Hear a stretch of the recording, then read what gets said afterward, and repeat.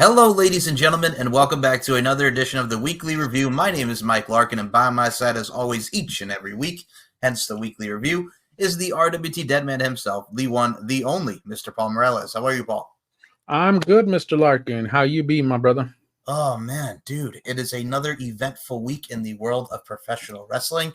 I didn't see anything happening. Lots of things have happened. Well, we're about to see them. This is why we do this show, you son of a gun, because people are going to see it. We up in here like swimwear, and I think the best place to start, and I will go with it this way. We're going to flip the script here. We're going to flip the script, if you will, Mr. Paul Morales.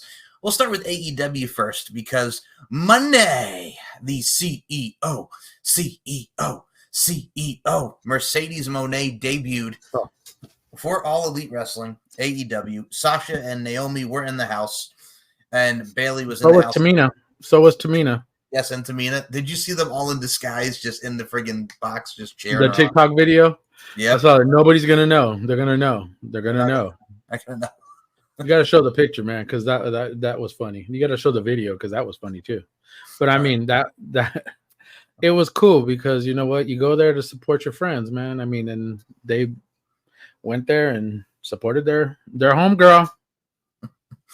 Mercedes. Insert video and photo here. We'll put that for everybody to see.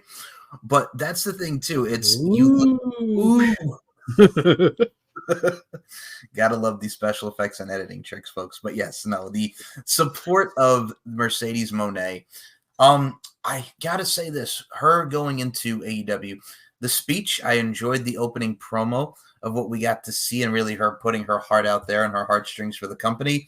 We'll get into the rating and the aftermath as well, but something I want to put up on the screen here before we even talk about that.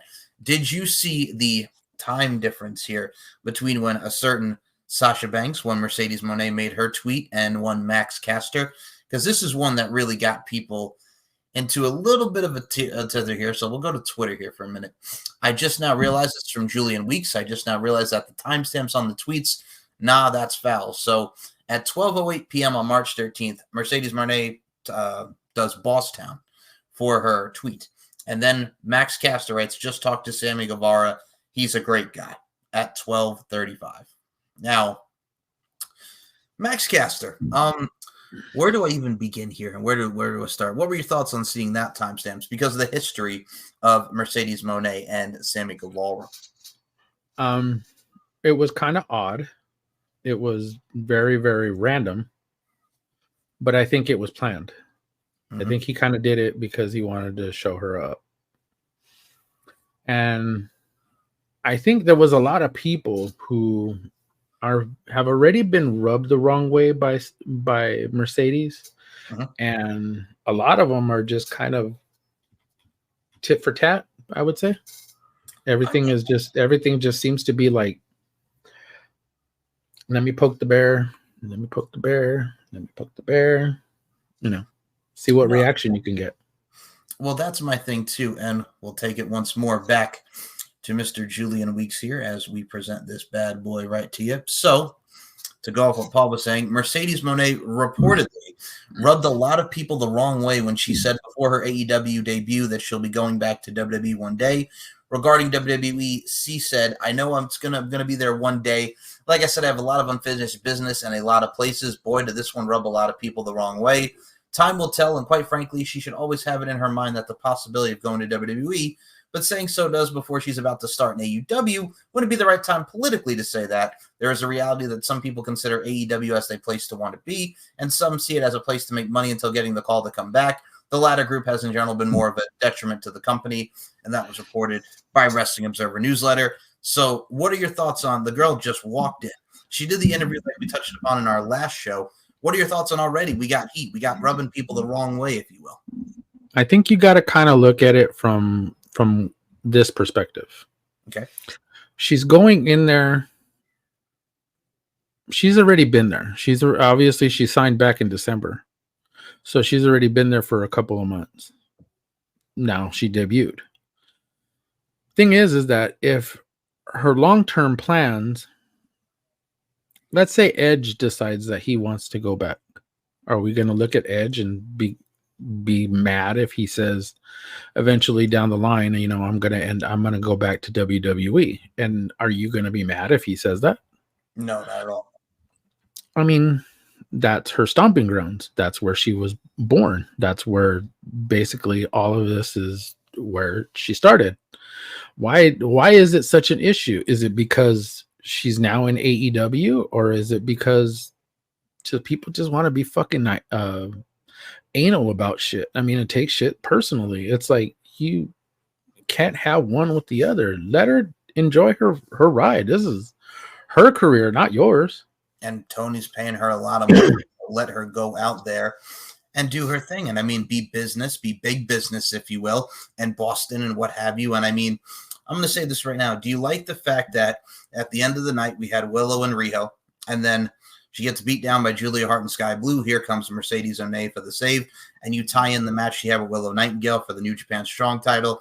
And also the fact that we might be seeing a Mercedes Moné Julia Hart match for the TBS championship. Did you like that little sequence? I would not mind either one of them. I mean, and she, much like Edge, said he wants to work with everybody. He doesn't want to just focus on Christian. Yeah, he wants it. He wanted his first program to be with somebody familiar, but at the same time, he wanted this one with Christian. He wanted this at the end of his career to do something with Christian, and they're doing it. So are we so much against what CM Punk wanted to do? Because he said he wanted to fight everybody. He wanted to be around everybody. He wanted to wrestle this person. He named off of random names, and these are guys that he didn't necessarily get in the ring with, but he said he wanted to. Are we gonna believe Sasha that she wants to get into the ring with everybody? I think at the top of the list, I'm not saying that Julia isn't at the top or on the list, but I'm not quite sure she's at the top of the list. I would much prefer her, Deanna, Jamie Hayter, Chris Statlander, Britt Baker. The list goes on. Willow Nightingale, Athena, Saraya, people that she has had history with before, but still different place, different time. So you can still create magic. Okay. And I would Ruby Riott or Ruby Soho, another one, that she could have some fun in the ring with. And there's so many women that are there. And I think another podcast had actually mentioned, I think I had sent you the link to it, that they were talking about how the AEW women's roster is like the best in the business. But I'm not saying that they're the best in the business, but they do have a stacked roster, or a very awesome stacked roster of talented women on the roster. So I can see them being up there, but still, you still have WWE that has Charlotte, Bailey, Becky, Bianca. Jade Cargill left for AEW for there. I mean, now you have Tiffany Stratton. I mean, and the list goes on for them. I mean, and you want to compare and contrast, each roster, we can do that.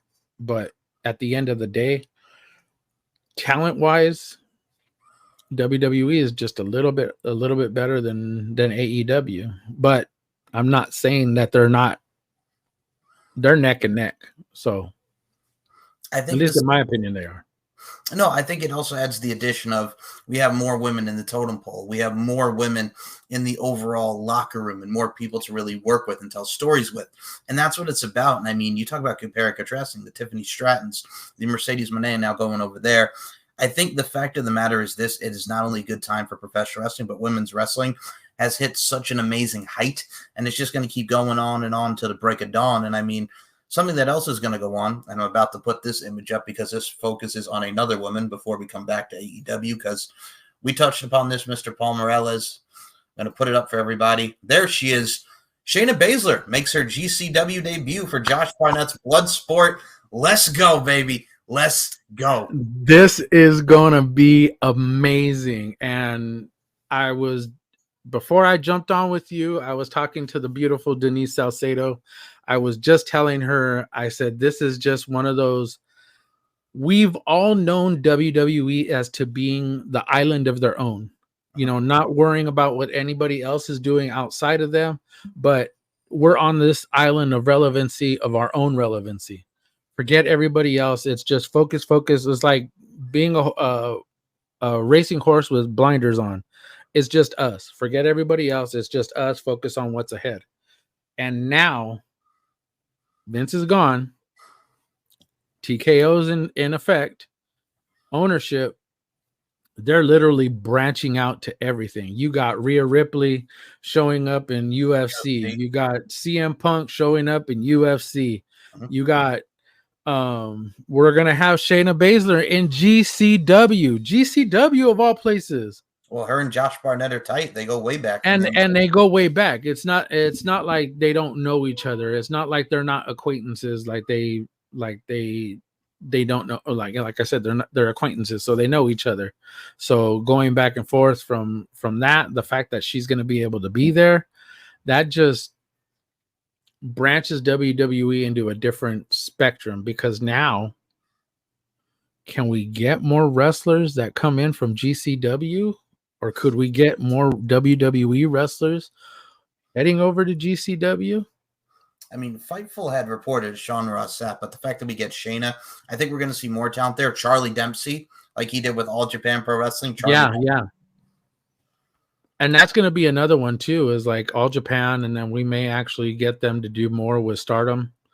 That could be Julia's way in too with WWE through Stardom.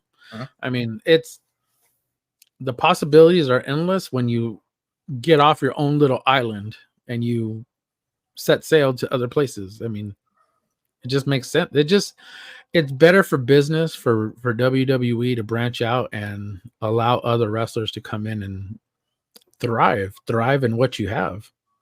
Well, it feels right, the fact that you need to branch out, and also working relationships and working partnerships really go a long way. I mean, we see it now with AEW and CMLL. We see it with TNA and AAA. And now WWE's going around, like you mentioned, there's no Vince, and we'll get to him in today's forum, but there's no Vince anymore. We have Triple H. We're working with outside parties, and we're doing it like much as the territorial days were back in the territories. You have so many different options of talent to work with, and it's great to see nice, healthy matchups, nice new matchups, and something that's new for the audience to really introduce to said product for those who may not know what a GCW is. So I'm excited. And if there's anyone Georgia Championship Wrestling, I remember. Yes. Territory days. You mentioned territory days. Georgia Championship Wrestling. I know. Memphis Championship Wrestling. See, we can go back to the Unagi. I know. I love you, my brother. But yes, no, Georgia Championship Wrestling, Game Changer Wrestling. Shayna Baszler's coming. And I'm going to ask you, who do you think would be a great opponent for her? Because we got Girls Gone Wild too. So it all mixes all together. You know what I'm saying? That is true. But yes, Shayna Baszler for her opponent. Who would you like to see? There's so many people out there. I have no idea. I haven't even thought about it. I was too shocked with this happening. I haven't even thought about who the hell I would want her to see. Give me some. Marina Shafir. Give me some. I mean, I would love to see. Marina Shafir has done Bloodsport, so if you can have like a crossover there. Oh, yeah, huh? I didn't even think about her. Yeah.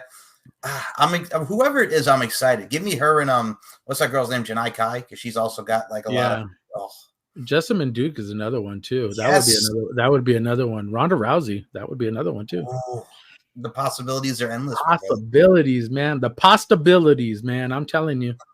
I like pasta. Me too. Me too. Me too. What do I see? Now, see again. Now, another thing to also add to this, besides of women, we'll go back to AEW before I bring up a certain quote from one Mr. Brian Danielson. 801,000 views. Very low rating for the hyped up debut of Mercedes Mone and Big Boss, big business from Boston. A lot of people they did really well on replays. Yes. They did really well on their clips for YouTube. So I mean, as much as people may have missed the show itself, they did really really well as far as it comes to playbacks on YouTube and whatnot. I mean, they're doing great. There wasn't. I understand we're all hard up for viewership, and we all measure stuff with viewership. We're not going to get the same thing when WWE moves to Netflix. No, not at all. Especially with them going to the Netflix deal, and as well, I mean, with what happened with Mercedes Mone, I look at it like this. I mean, you talk about many different outlets as far as ratings go. It's always that big. Like, it starts out good and then it declines. I mean, from quarter hours and stuff.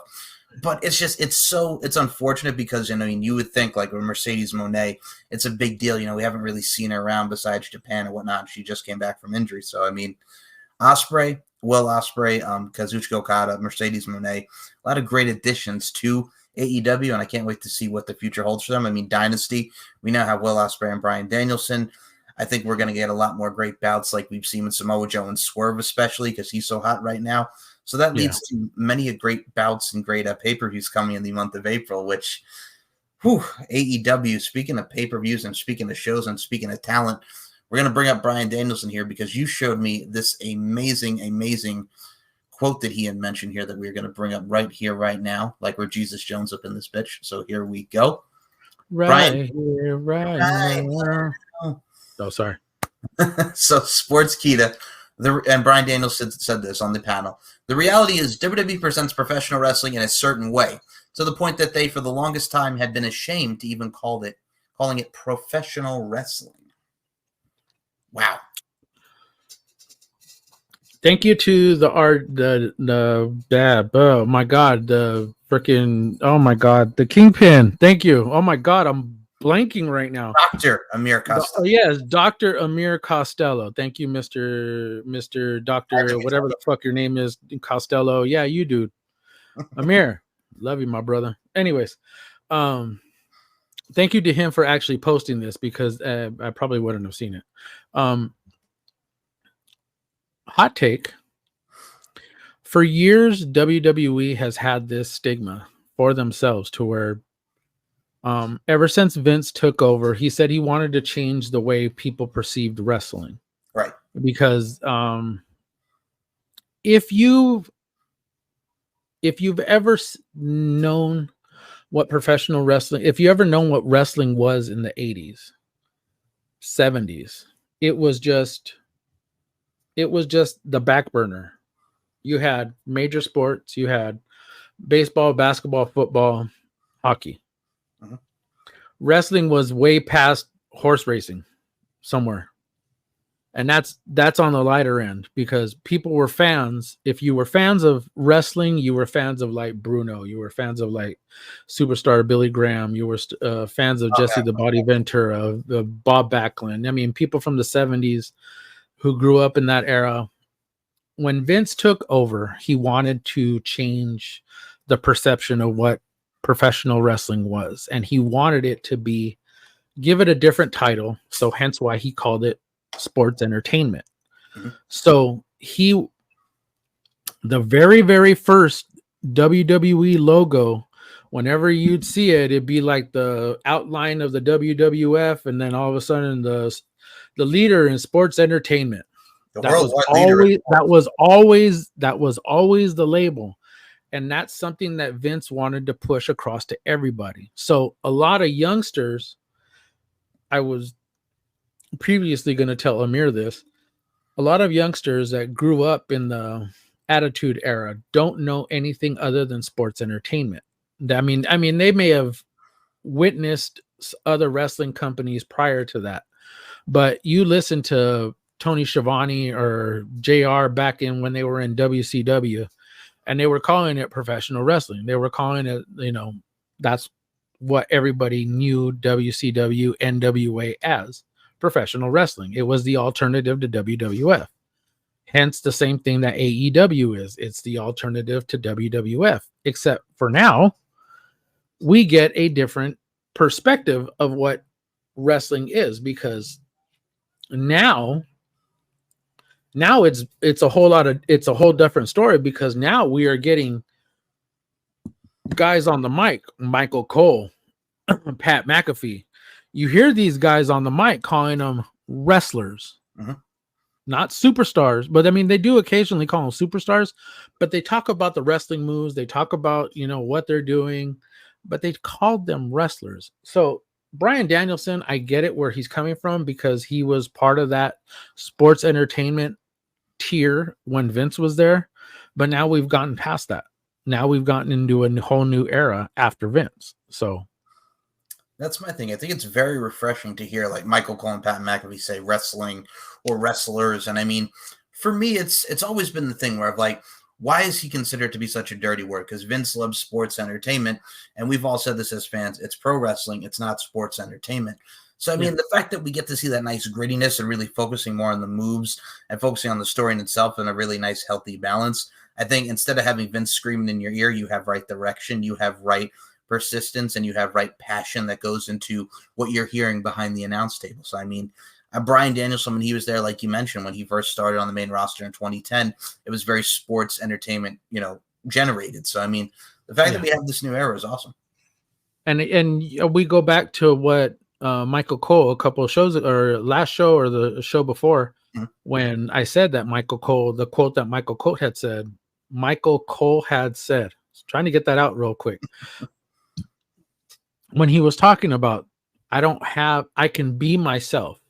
I can call what's going on in front of me, but be myself, use my own judgment, and make everything be great. So the fact that Michael Cole is out there and he's calling these matches, and the same with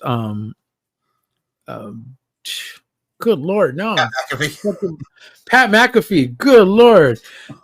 Corey Graves and Wade Barrett, they're over there and they're on SmackDown and they're calling it like they would. So it's not like you have Vince in your ear. Don't say this, don't say that. You can't call that. Don't call it, don't, this is what the script you have to follow. It's different. And it's WWE. It's Triple H's WWE. Now, mind you, Nick Khan is who he is there, but this is Triple H's. This is what Triple H wanted to do, and he's doing a fucking bang up job. It's like that old Renee story when she's like, "God damn it, you ruined it," when friggin' right in her ear. But yes, no, and friggin' you're forgetting names. I'm taking a name. Or him running down to the ring when John Cena and Batista fell out of the ring at the same time, and goes over there and tears both of his damn quads, and that's it. That's it. That's the image. But no, you're forgetting names. I'm using an inhaler on live on the show, but it happens. But exactly. See, it happens. But no, I thought you were smoking weed, but I thought you was puff giving, and I didn't even know. No, man, I was like, man, can you send that through here, man? I ain't got nothing, but hey, it's the weed, man. Weed, man. It's like next Friday. It's like next Friday. We're just over. We just came over to borrow some sugar. We just came over to borrow some sugar. I'm gonna be like this. Hold on. My bad. Oh my Lord. But speaking of something that is not your bad, this is a lot of bad that comes with the territory here. So we're about to get into this right here, right now. Again, like we're Jesus Jones up in here. Before we get to a lot of stuff that really showcases the lighter side, unfortunately, we're going to have to take a detour to the... Man, it's always something. The new things in the Vince McMahon saga, as Nick Khan, COO Brad Blum revealed as key figures in Vince McMahon's sex trafficking suit. You have to there has to be some sort of world right here about this moment called Vince's head, and it just has a plane going around it as the world turns around Vince. Yes, he's still here. He's still in. Apparently, he's still relevant, and apparently, he's still in the news. So. Yeah, unfortunately. So here we go. So here's what happened.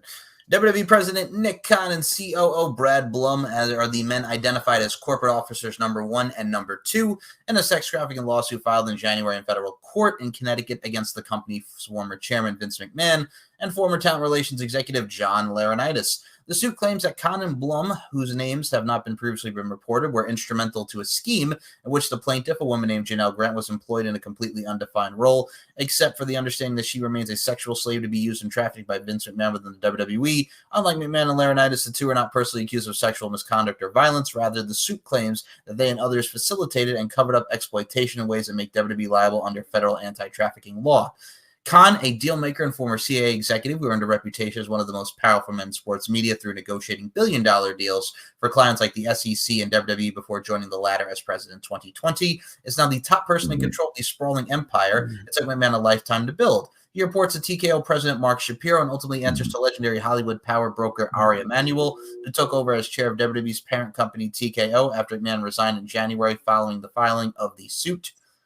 And this was a statement from the WWE. WWE takes Ms. Grant's allegations very seriously and has no tolerance for any physical abuse or unwanted physical attack, a WWE spokesperson said in a statement. Neither Nick Khan nor Brad Blum, prior to the lawsuit being filed on January 25th, 2024, were aware of any allegation by Ms. Grant that she was the victim of abuse or unwanted physical contact, nor does the complaint allege that either had knowledge of such. McMahon has said the allegations in the lawsuit are baseless and that he intends to vigorously defend himself. A lawyer for Laurinaitis has denied the allegations, but appeared to corroborate them by saying at the same time that, like Grant, his client was a victim in this case, not a predator. So, besides them being the names, another person was named, that being the one, the only Miss Stephanie McMahon was also named in this as well. And I got to say this, as far as Stephanie McMahon, here we go. I'm just scrolling down to Stephanie because that was stuff we just read about, Blum and Khan here. So we'll go down to this. It also says that attending meetings of WWE's executive committee, something her above pay grade and the appropriateness of which she asked Khan and Blum about. At one of these meetings, the suit says Stephanie McMahon, who was described as knowing of other instances of Vince McMahon engaging in appropriate sexual conduct, motioned Grant to sit near her.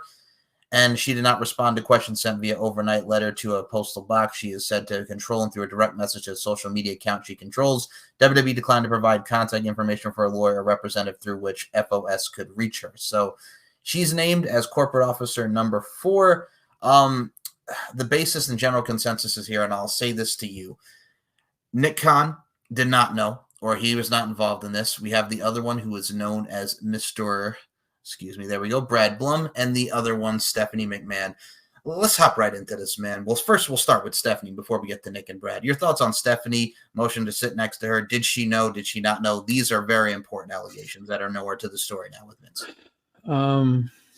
I think when it continues to develop, we knew that there were other people. I personally thought maybe someone else in the company was in this too. I thought maybe Shane might have been one name. I don't know. It's the fact that Nick Khan was named in this. I'm not sure how long he's been. I mean, he's been with them for a while, so yeah, like 3 or 4 years now. Yeah. I guess somewhere along the line, I knew that there were more names that were going to come out. So it's the fact that we're here, we're getting more names. We got more names. Now we actually have a full set of names rather than just client or person A, person B, person C. Now we got names to them. So I don't know how much everybody knew. I really don't. I can't say that everybody knew what was going on, but I mean, as far as like what they may have had some idea. That's probably the reason why Stephanie took a step back. That's probably the reason why Stephanie said, yeah, no, I can't do this. Like, if you're going to get hit with this, then no. That's the reason why Vince left the first time, was because she was like, I don't want to deal with this crap. I don't want to be here. Do something. So, but yeah, it's crazy to think. As far as Nick Khan goes, I'm gonna say this about him. I know he came in later, but my thing with that is it's crazy to think, like, if they knew or who didn't know, who didn't cover it, what have you. It just goes more into this, just the craziness of what we're probably gonna find out, even maybe before or after WrestleMania. And I mean, a lot of people have said, what's the Stephanie thing? We talked about it with Ashley Massaro. Did she know about the Ashley Massaro stuff? So I mean, there's a lot of stuff that ties in together. And I'll be honest with you, we talk about this a lot with our shows and as wrestling content creators and podcasters. It's topical, but I'm going to say this right now. In a way, I'm tired of hearing about it, number one, but also number two, it's just so sad for all the parties involved, man. I think we're at the point to where we just got to kind of sit back. I know I know that these stories pop up every once in a while, and it's good that, you know, that we at least touch on them. Mm-hmm. But at the same time, we just have to kind of wait for it to play out the way it's playing out. So agreed. But yeah, that's the latest in the overall suit with Vince McMahon and Janelle Grant. In the saga of As the World Turns Around Vince. Insert GIF of As the World Turns at Vince McMahon. Again, plane going around Vince's head. That's all we need. We just need the graphic. Oh my Lord. But yeah, no, that's or just Vince's head turning around in a circle. You know, that's what we need. That old Vince McMahon where he falls back in the chair in 2002. That, yes. Oh my Lord. But now, another side of the news. Let's go back to AEW here before we get to the WWE stuff. You, my friend, brought this to my attention, and as you call them, and I love you for calling them this, Beavis and Butthead. Man, what did Dave Meltzer and Brian Alvarez have to say about good old Will Ospreay? Oh my goodness. Okay, so Beavis and Butthead, as I like to refer to them as, they decided to quote unquote say WWE dropped the ball on signing Will Ospreay. Mm-hmm. And that was kind of like paraphrasing that's kind of shortening what fucking Dave Meltzer decided to blow out of his ass. As much as I have respect for them both, sometimes it's like nails on a chalkboard. I can't deal with it. And as much as I think Will Ospreay probably could have benefited by facing a lot of the people that are there, Seth Rollins, for instance, he could have easily gone in and faced Seth Rollins and had a great match with him. But him going to AEW, it's a good thing for them because it helps them out. I mean, you get all these names, and I'm gonna die saying this because it's like a weekly thing with me to where I continue to keep saying this. My only issue with AEW, it is not the fucking wrestling. It is the lack of fucking stories. Uh-huh. That's it. That is it. Please stop fucking coming at me with bullshit. The only issue that I have with AEW is that their lack of fucking stories is bullshit. You have all these people that are in the back week after week. You have all this talent. You have all those fucking veterans, and nobody can come up with a fucking storyline. I'll add to his point as the fact of Hook and Chris Jericho are now Jera Hook. I'm leaving. That's it. I'm taking my microphone and I'm going home. Oh, and you are home. But yeah, no. Yeah, that's right. I'm sorry. Jera Hook. I mean, I get it because Chris Jericho and Taz in ECW 95. And now he's looks to be going against Hook and whatnot, which whatever.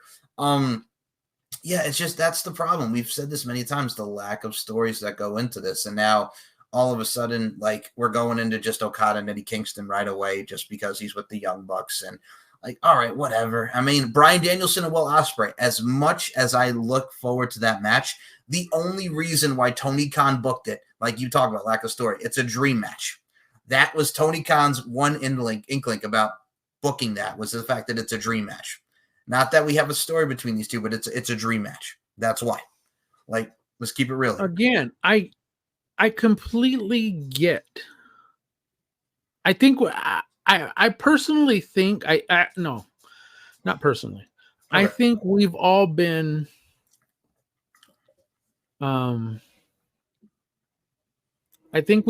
spoiled over the years with WWE giving us storylines.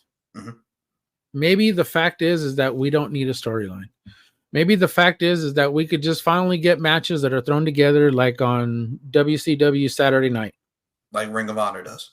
And like Ring of Honor, maybe we were just spoiled the fact that we had WWE giving us week after week after week of storylines.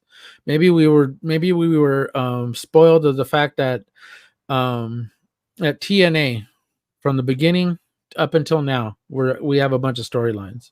Mm-hmm. Maybe we were spoiled because WCW did the exact same thing where they gave us storylines. Same thing with the NWA back in the day. Maybe we were just spoiled that way. Maybe we just needed matches that just didn't really make sense, but you were just excited to see them. It reminds me of when I first started going to the Ring of Honor shows on Long Island Sports Plus, right? Lake Grove, New York. So I remember like my first show, it was just a lot of matches. Like I remember like watching Claudio Castagnoli against Milano Collection AT, who is now one of the Japanese commentators. And like it was good, but I'm watching 26 minutes to 30 minutes of a match where it's just like, okay, whatever, lots of near falls. Not that it was bad, but it's just we're trained. There's no story between Claudio Castagnoli and Milano Collection AT. Like we're just having whatever. You know what I'm saying? It's like, whatever, here's a great match. But there's more to it than that. And I mean, you could go out there, like, look at friggin' this week.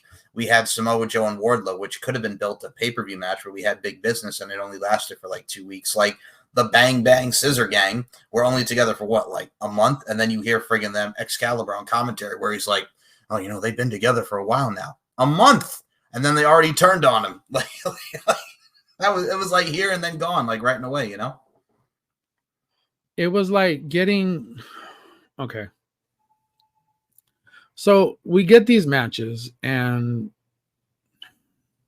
it's the best way to say this. We get these matches and they're thrown together. Great, fine, dandy. Okay, we're gonna get some great matches. We get some excitement in the show, but okay, what else do we get? We get maybe 1 or 2, maybe 3 storylines throughout the whole show, but we get a bunch of matches that are just thrown together.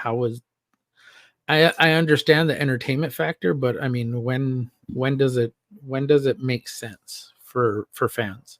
Right. When do fans get invested into all this? When are we supposed to get invested in this as fans?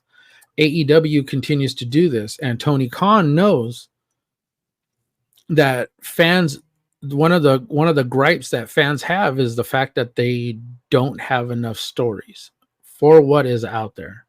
So when does it change? I mean, to go back to your point about Will Ospreay, and I mean the WWE missing out on him, like all of that is from Beavis and Butthead. I get where they're coming from, but still, when you go to AEW and your best way to describe why we're having Bryan Danielson and Will Ospreay is, oh, Will Ospreay just, you know, he was influenced by Bryan Danielson and now we're going to get the match. Okay. It's like Eddie Guerrero and, you know, Jun Yakiyama, Bermuda Bahama, come on, Pretty Mama. It's like, okay, that's his idol. Now we're going to wrestle.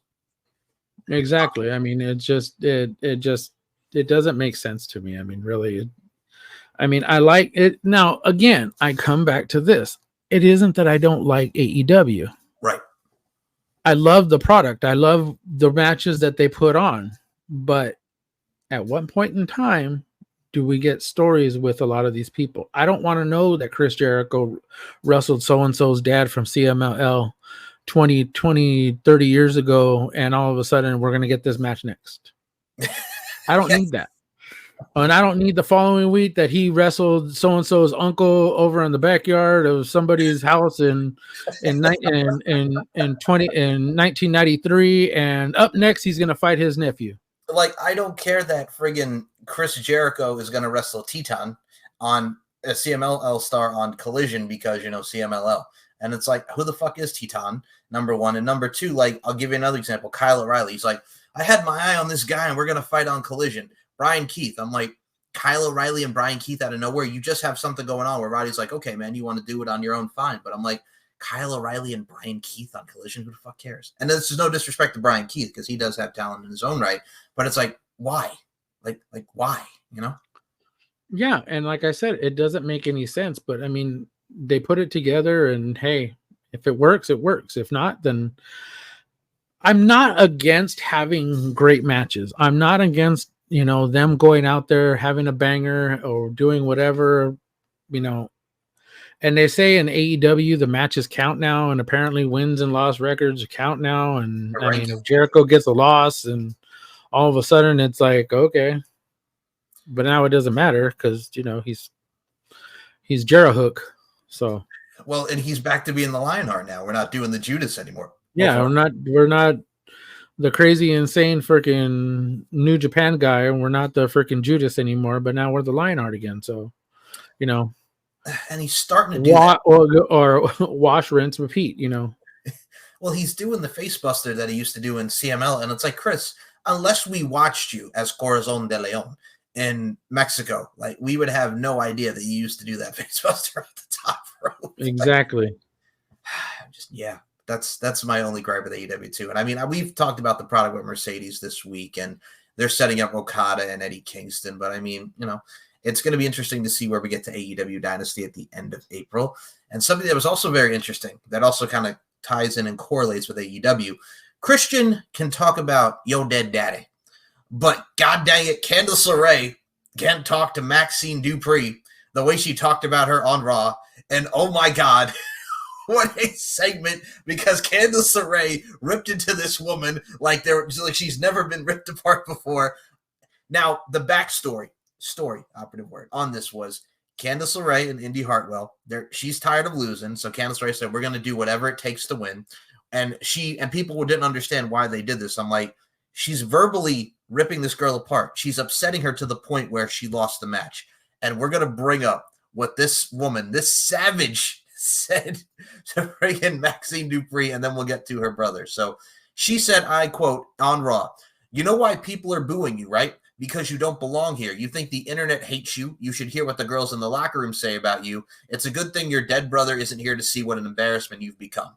Now, before we talk about her brother and how this ties into it, the fact that they also mentioned her getting booed in that match with Nia Jax and her walking to the back, because it was very topical on social media, I kind of like it. And I got to say, realism and authenticity goes a long way into making an angle. I like that they're making an angle out of this. And when Maxine Dupree gets her comeuppance on Candice LeRae.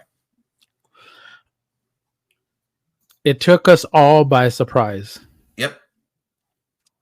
And it was I understand where they're going. I really do. I really understand that they're trying to bring the real life thing and everything that happened with Max during that fucking the crowd in Florida that decided to boo her and make her feel like shit and treat her like crap and say she sucked, and I get it.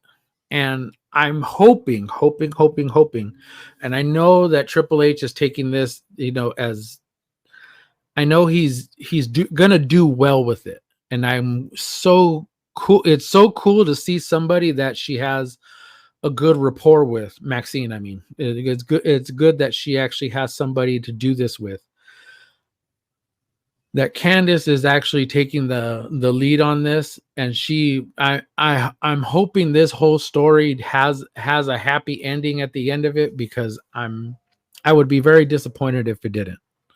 And it also has people intrigued, like where they're going to go. So I'm going to read what happened with her brother, because it ties in with the old school mentality of what happened. So her brother's name was Wyatt. He died in a 2017 car accident. So in late 2021, Wyatt had a physical condition which caused him to have seizures and unable to drive, and he often used ride-sharing services.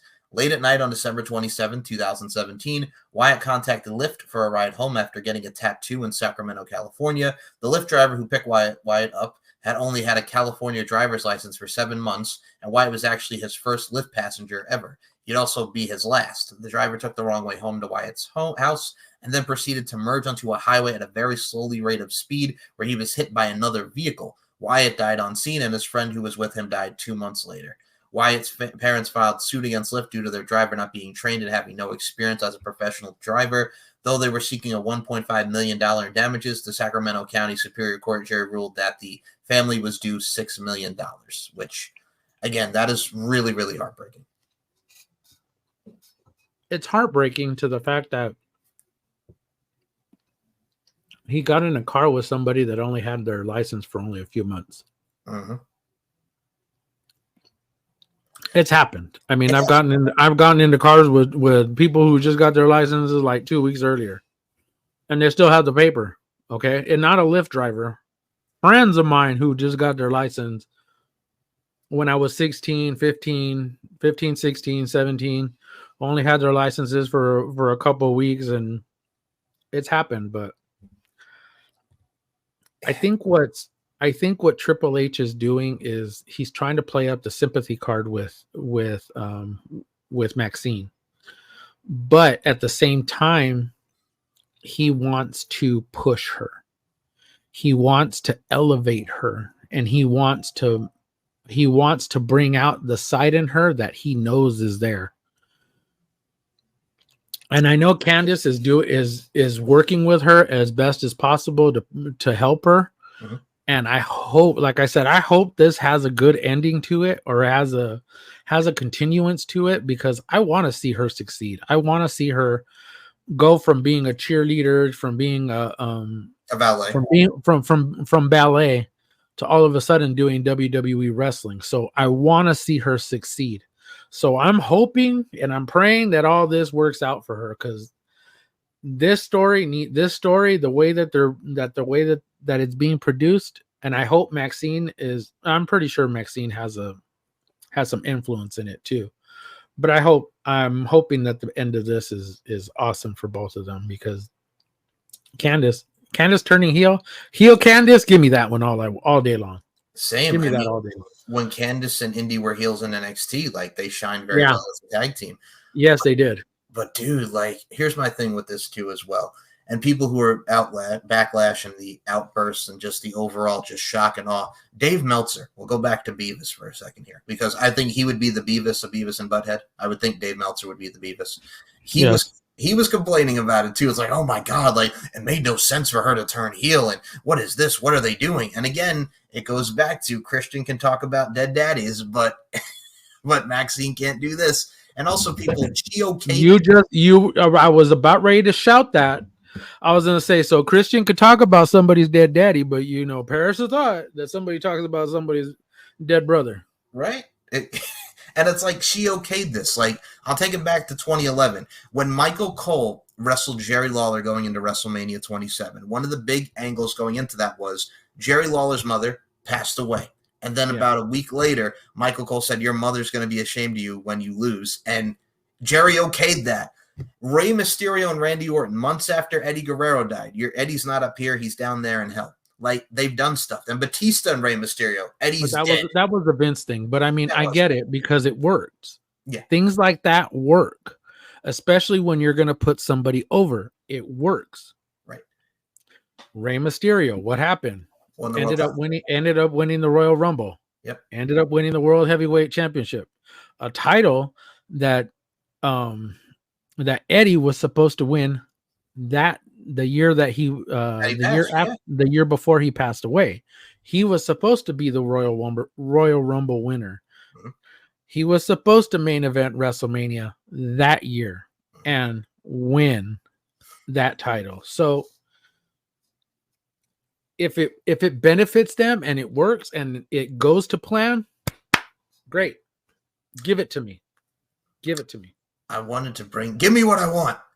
Give me what I want. Thank you. You better put that in there, because I'm just going to be. Now, I have to put this as an aside, because we talk about other podcasts, and the podcast that you mentioned earlier talking about AEW's women's division. There was another YouTube channel where I think you'll find this interesting. So they were talking about stuff that should happen at WrestleMania, and we'll tie this in briefly because we are on the road to WrestleMania. Could you imagine, like, WrestleMania 26? So one of the original plans that they wanted to do, if we were not going to get Shawn Michaels Undertaker Part 2, we were originally, because Shawn Michaels was going to go on the retirement tour, we were originally going to get Shawn Michaels versus The Miz.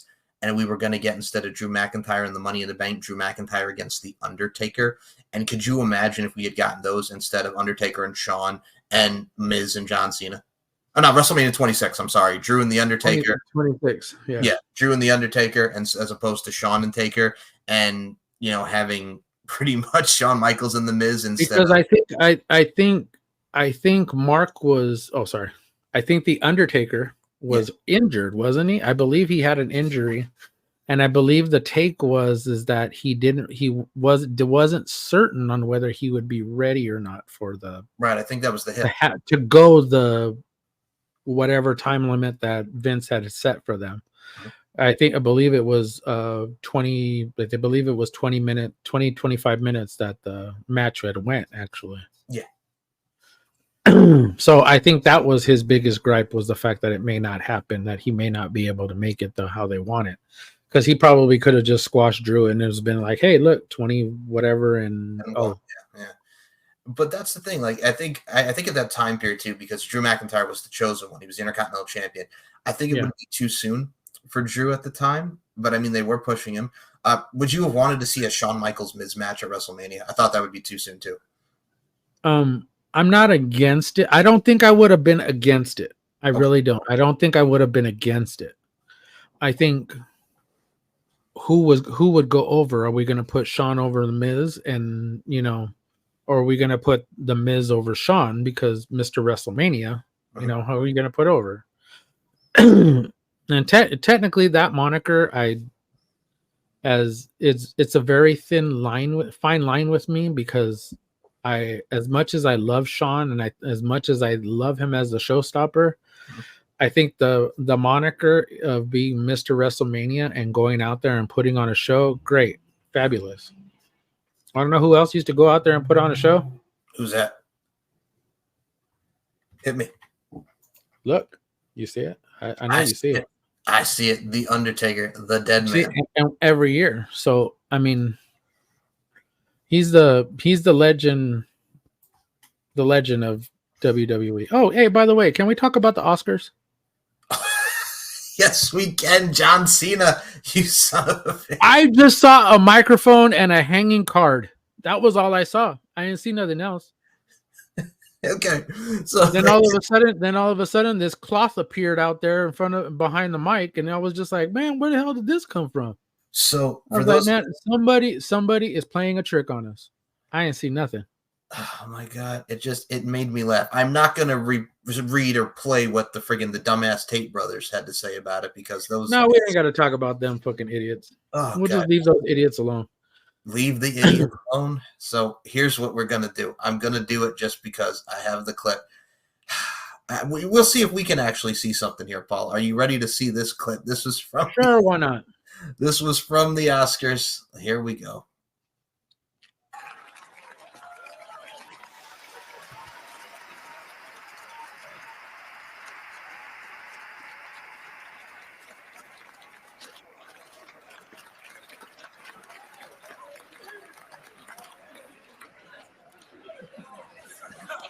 Costumes.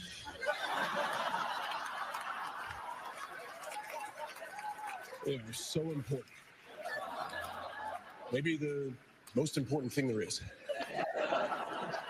I can't open the envelope without The nominees for Best Costume Design are... It's so funny.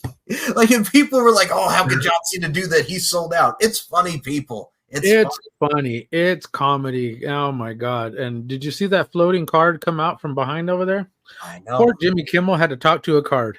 And now, did you? I laughed at the interaction. I was like, Jimmy, I can't come out here. He's like, but you know what? I'm naked. He's like, well, you wrestle half naked. He's like, but and he's like, no, I wrestle in jorts. That's even worse. That's even worse. You can't. Yep. I'm sorry, but John is a class act. John was a good sport, and he went out there and did that, and that was just funny. And he had the crowd going too. So kudos to John Cena. And we had The Rock and Bad Bunny there too. Speaking of The Rock, all right, Rock had a character. Yes, he did. Now, speaking of seeing that, I thought that was a great image, and that image will be here too as well. But we'll go to tonight before we go back to some topics from Raw and the Weekend Wrestling. Now, The Rock had a rock concert, and he talked about dropping the blood on the belt, handing it to Mama Rhodes, and he got to saying, all I can say is you're welcome. And if you smell what the final boss is cooking. Now, before we get to the promo, Paul, I love the subtleties, intricacies, and nuances. He came out to the Hollywood Rock theme, which we haven't heard since 2003. He came out to the Hollywood Rock theme.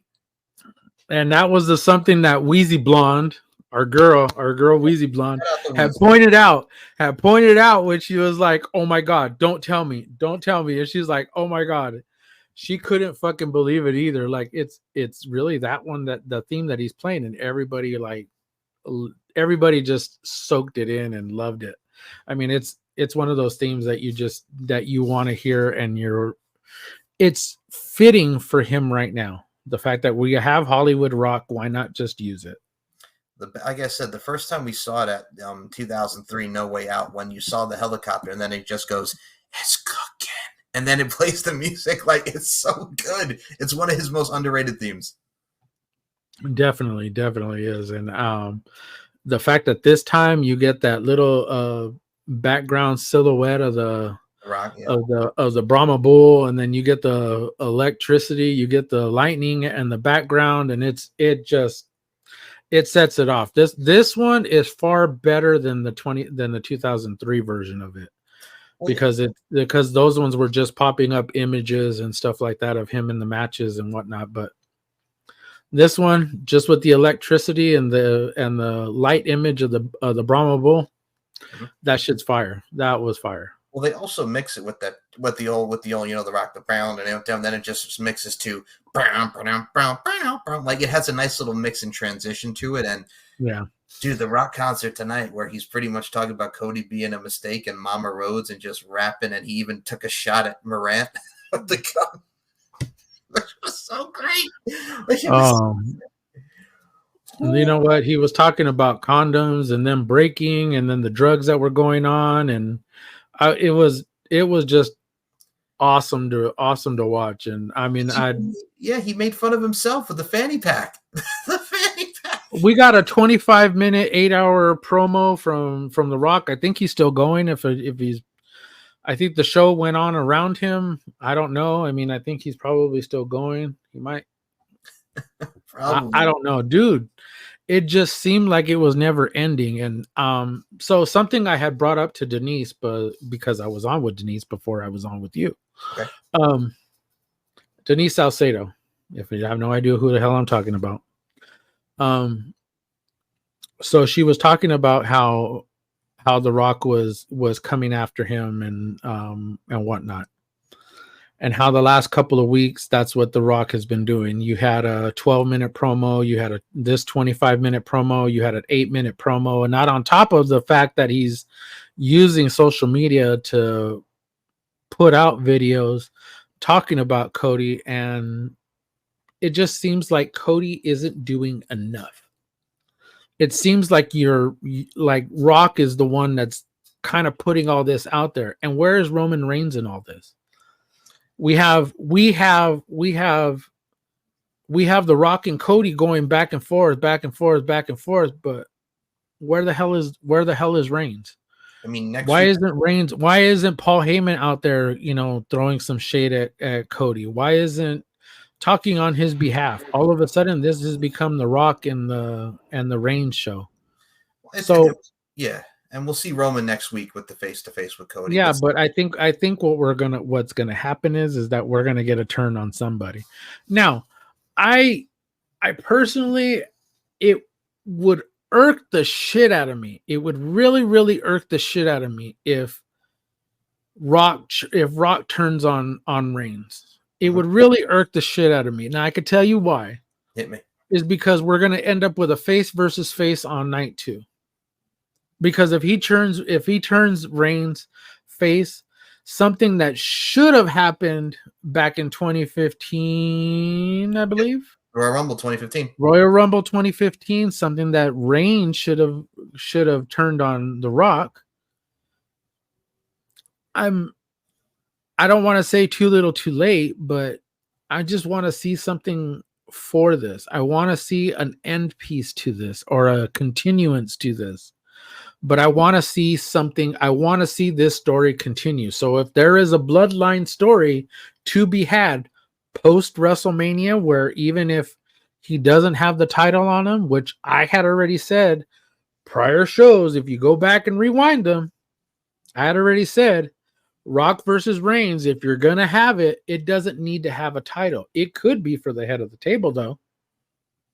Yeah. I mean, do you see it equating to, so if he turns on him, I'll say night 2, and he costs him the title, would you want a 1-year build like we got with Cena in 2012 to lead to The Rock and Roman, like a 1-year build? Okay, so who takes the fall then? Exactly. See, you didn't even have to, you just said, yeah. See, you didn't even have to go that. You could have just blurted out a name and said, who's going to take the fall? Yeah, I got to go The Rock, though. If I had to pick, I got to go The Rock would have to take the pin. The Rock and I think, and that's what I think too. I think The Rock takes the pin, but I think it's Seth who is the one who pins him. Yes. And as it makes more sense that way. This way you don't disrupt Cody versus Reigns. And then you get a straight up match at for night 2. Because you can't let Cody take the loss, and you can't let Seth take the loss unless Drew interferes. Yeah, okay. Here's my thing, though. I think we have get so many possibilities. Now, I think we have to get a Seth and Rock match down the line. I think that's a SummerSlam match for me. I think that's a SummerSlam match. Yeah, but and it doesn't need a title, but it just needs to be a match. Right. And I think leading up to it, I mean, we also had with WrestleMania, and we'll touch upon, because you mentioned Paul Heyman, we did see him briefly on SmackDown tonight. Jey Uso going to yeet Jimmy in the ass, going to knock the yeet out you. And Jimmy Uso said yeet tonight, and now we're going to get the brother versus brother anticipated. Yeet. We're going to get the brother. Yeet. We're going to get the brother anticipated match at WrestleMania. Yeah, exactly. We're going to get it. I'm happy for it. The other match that was scheduled tonight that we found out about, we got for the United States title. No, hold on. I'll get to that one. We got for the United States title, we got Logan Paul defending against Kevin Owens and Randy Orton in a triple threat match. I'm for it. On top of LA Knight. Yeah. Taking on AJ Styles at WrestleMania. So this card seems to be stacking up a little by little. We could get these matches between 2 nights, 15, 16 matches, 8 matches a night. 8 matches a night. Again, having them being night 1 and night 2 has helped so much ever since the COVID era to where we are now. Yeah, I'm looking forward to AJ and LA Knight. Has a great story to it. The Usos being announced too as well. Now, we're going to touch upon this as well. And here's something that also kind of irked me, and I hate going back to Uncle Dave, but this also ties in with what I'm going to mention with Gunther and the Sami Zayn backlash. But the fact that he had to go at, Gunther with the chop and, with just those chops and yada, yada, yada, making fun of Gunther with the chop, and he only did it with his right hand instead of left. Whatever he was critiquing about the chop, and he's like, it's ridiculous. All he does is chops. And I'm like, you know how powerful his chops are, Dave? Like he was complaining that all he does is chops. Okay, so I'm going to send you a picture. You're going to post it in this video. Yes. You notice that Chad Gable's shoulders weren't down. Yeah. You notice the way he rolled him. His head was on the mat, but his shoulders were not quite pinned. And of course, referee at a place on the side counting 1, 2, 3. Could we get a triple threat match for the Intercontinental title? Much like the U.S., I would love it. Much like the U.S. title, because I love Sammy. I love Chad. I think Chad, you wouldn't have gone wrong with either choice. Right. You wouldn't have neither one would have been a bad choice to face Gunther and to beat him. Because either choice would have been amazing. So I think Chad actually has a viable beef. So the story of he wants it more. I think if you have Chad Gable in the match and he wins the Intercontinental Championship, that tells a great story, getting revenge for his daughter crying and whatnot. But here's my thing with that too, is like, when you have someone like Chad Gable, who's been around since mid 2010s, you know what I'm saying? The American Alpha Tag Team, the tag team of Robert Roode, he's always been showcased in tag team, but even with Otis, but the fact that we're actually letting Chad shine, like he's so good. He's been killing it, hitting it on all cylinders. And as much as I love Sammy and Gunther, and I think that would be good, I think you need to add him to this because it's just like, again, it has that feeling to it. And like you mentioned, his shoulders not being down. You could have Chad come out and say, "Hey, my shoulders weren't down. You know what? I'm happy that you're there, but I need it more." And you have Chad just being incessant and really want to go into that match. So give me that. Give me all of that. Right. Give me all of that, because it would. This story trumps the U.S. title. Oh, it does. 100%. Because it has a viable story. It has a heartfelt generated story. Because yes, Sammy was on the losing end for the last few months, a la what he did in NXT. Chad Gable, he said you need to climb your way back up to the top. He wasn't pinned. Give me this match. Give me this triple threat match, because those three can just tear down the house. Nothing against Logan, nothing against Randy or KO, but this one is more intriguing to me. So the Logan Paul story with Kevin Owens is like he didn't lose at the Royal Rumble. I mean, he got DQ'd, but he never got a rematch. Randy Orton says he cost him the Elimination Chamber, which, okay, fine. But yeah, this one has more. I'm not saying, okay, now I'm not saying that there isn't a story there. Oh, yeah, it's just this but one. But you tell me which one are you more invested in? For me, it's easy. Like you mentioned, it's the heartfelt story of the Raw side as opposed to the SmackDown side. Exactly. And if they start bringing something up, see, I would have probably been a hell of a lot. I probably would have been okay with it being LA Knight in this story, because remember, Logan actually fucked him over too. So either one would have been perfectly fine, but I get the beef that you have with AJ Styles, and I just hope at some point, I really, really do, I hope at some point we get LA Knight as a champion, and not an Intercontinental champion, and not a US champion, but actual champion in WWE. I think patience is a virtue. And before we do get to our last topic, which is the Hall of Fame, as we covered a lot, I mean, I'll mention Trick Williams kissing Lash Legend, who apparently they are dating in real life. Oh man, there went my. That's it. I'm leaving. Trick Williams, you dog, man. That was great. Like just Trick. Whoop that trick. Whoop that trick. Well, don't. I ain't calling Lash. I am not calling you a trick. You are a beautiful girl. You are a goddess girl. You know what I'm saying? Naya, I'm sorry, Naya. Him cheating on your boo, Naya. Babe, I love you. Okay, anyways, go ahead. Okay. No, it's okay. I had to bring that up because Hall of Fame. Hall of Fame. Well, before Hall of Fame. Not Booker T's Hall of Fame. No. Okay, wait a minute. Hold on. I had one other thing I wanted to comment on with Gunther. We'll go there first before you mention that. So, do you want to mention Beavis just how all he does is chops? Do you want to comment on Beavis once more? No. I'm tired of fucking talking about fucking Dave Meltzer. He oh my god. Yeah, Beavis is on my last list. Look, who cares how many chops he gets? Ric Flair used to do it too. Ric Flair used to chop people like crazy. You want to know who else used to do it? Sting used to do it. You want to know who else used to do it? Fucking AJ Styles, Samoa Joe. Pick up anybody who's Minoru Suzuki. Come on, man. Are we really going to do this? Dave, get your head out your damn ass and stop fucking being so anal, sir. And clean your office. That was being respectful because I called you sir. Yes, and clean your office. Clean your fucking office, dude.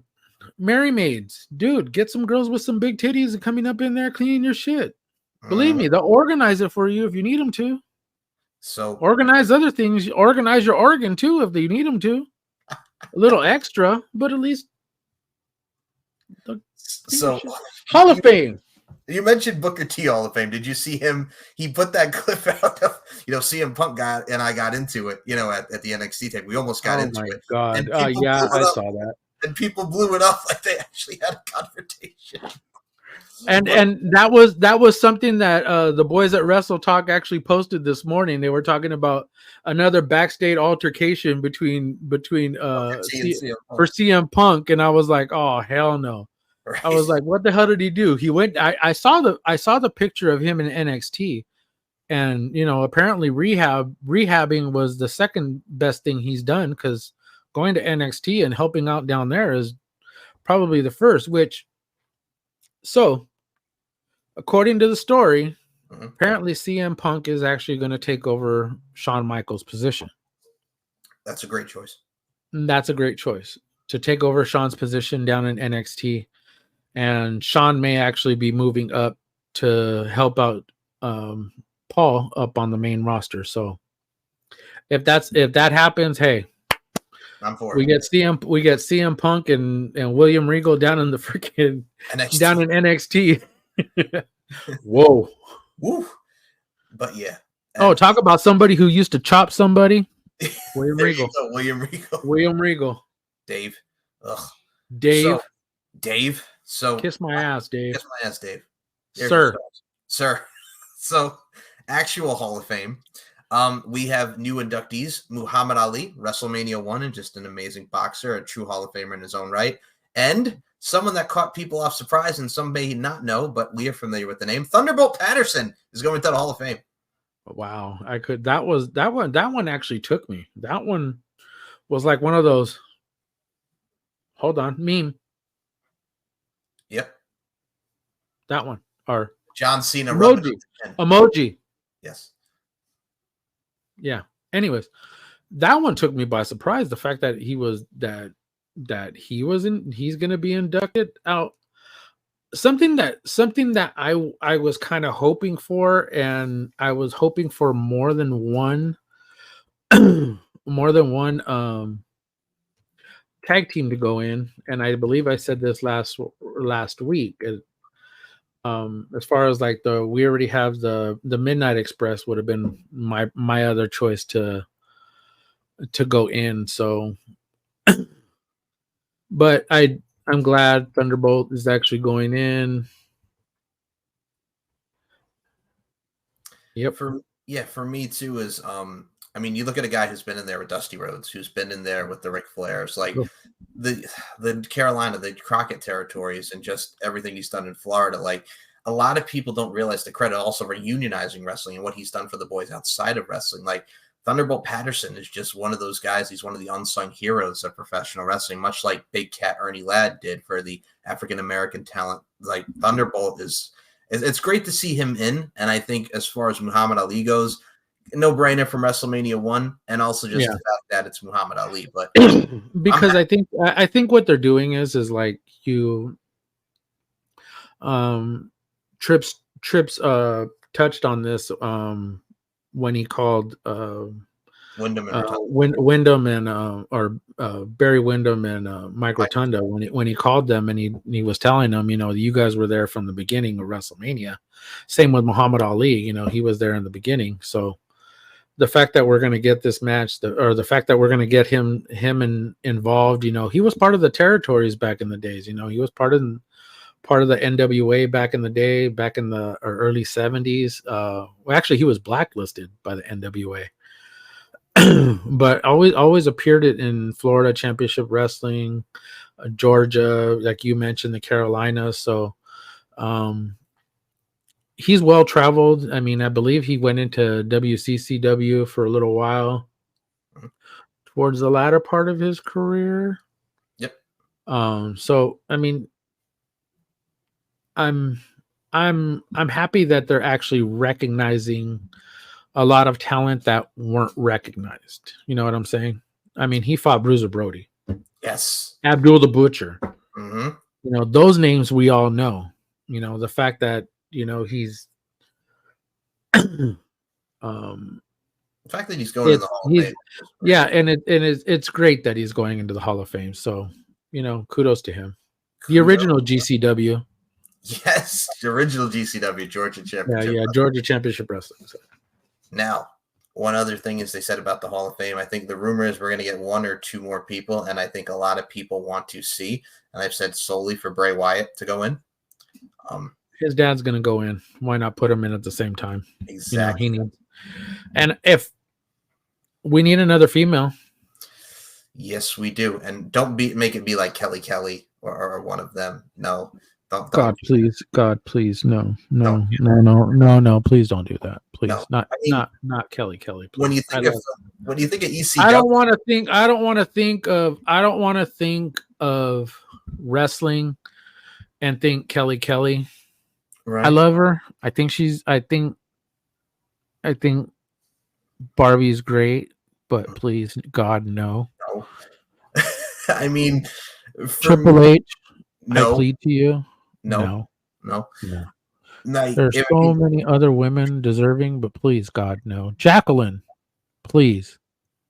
Yeah, well, ECW, they do have Bull Nakano going in, so that's the woman. If they do another woman like Dawn Marie, I guess, Philadelphia, the ECW tie-in, there's one.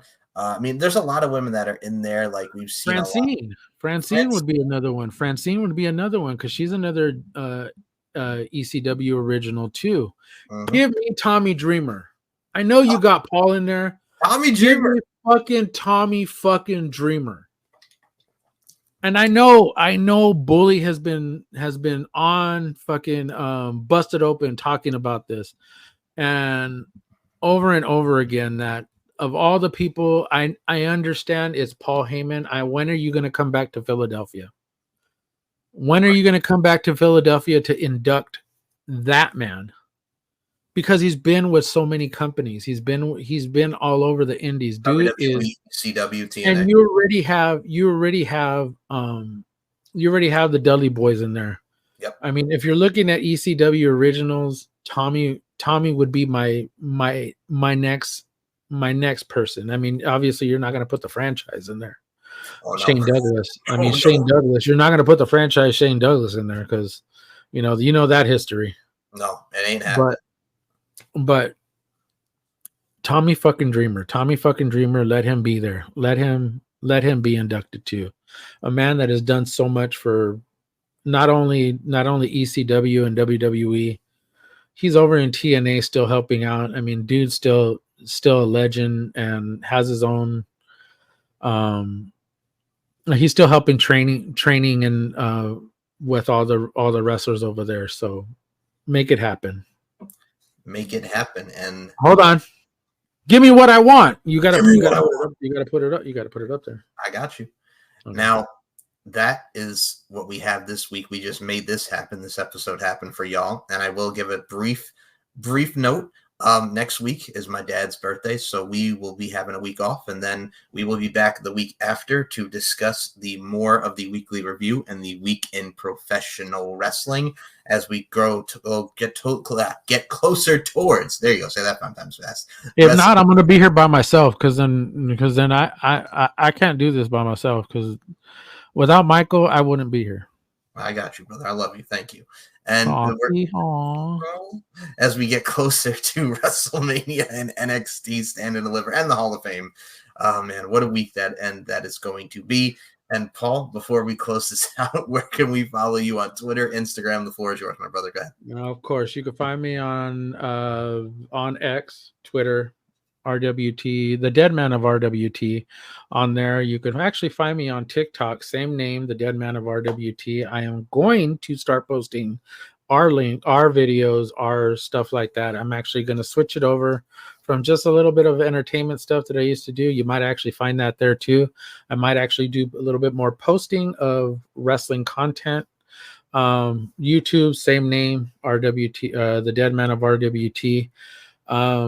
Not on Pornhub. I'm not Michael Larkin. I'm sorry. But anyways, Mr. Michael Larkin, floor yours.